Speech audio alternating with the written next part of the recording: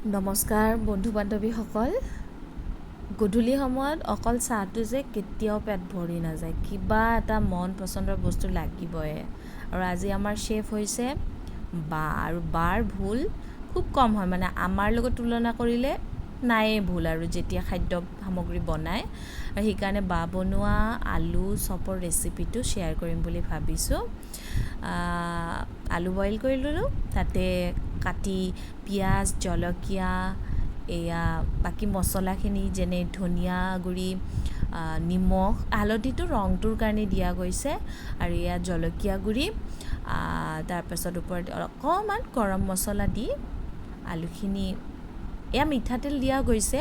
আমাৰ ঘৰত এনে যদি আমি নৰ্মেলি কিবা ভাজি বনাওঁ বা কিবা চব্জি বনাওঁ, আমি নৰ্মেলি ভেজিটেবল অইল ইউজ কৰোঁ।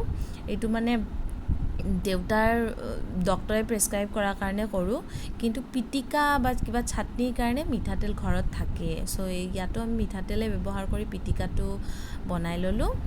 তাৰপাছত এয়া দেখিছে ময়দাখিনিত অকণমান নিমখ দিয়া গৈছে। নিমখ দিলে এটা টেষ্ট উঠে, আৰু নিমখখিনি দি আমি পানীৰ লগত ভালকৈ মিহলি কৰি লৈছোঁ। এতিয়া এইটো একেবাৰে গোটা হ'ব নালাগে, যিমান পাৰে সিমানে মানে পনীয়া হ'ব লাগে। তাৰপাছত একেই সময়খিনিতে আমি কেৰাহীটো বহাই লৈ তাতে তেল দি পূৰা তেলখিনি গৰম হ'ব দিছোঁ, ল' ফ্লেমতে দি থৈছোঁ। আৰু সেইখিনি সময়ত আমাৰ 3 নম্বৰ সামগ্ৰীটো ৰেডি কৰিম। এতিয়া এয়া হৈছে ব্ৰেড ক্ৰাম্পছ বনাম। এইটো 1 মিনিটৰ কাম। মিক্সাৰত দিলে, আৰু আপোনালোকে বেলেগ ছিষ্টেমতো গুড়ি কৰিব পাৰে, যাৰ যেনেকৈ সুবিধা হয়।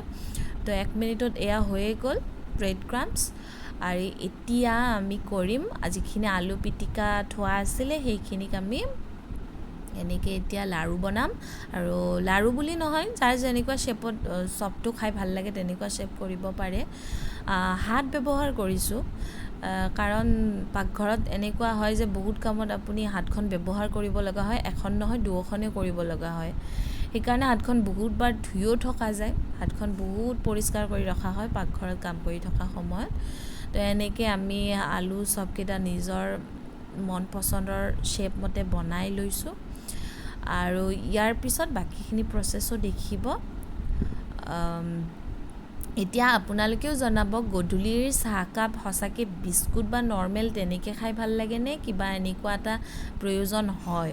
কাৰণ সকলোৰে ঘৰত সময়ো নাথাকে, আৰু কেতিয়াবা পৰিস্থিতিও নাথাকে। চ' চবেই হয়তো মনৰ বস্তুটো বনাব সুবিধাকণ নাপায়, কিন্তু মন যায়।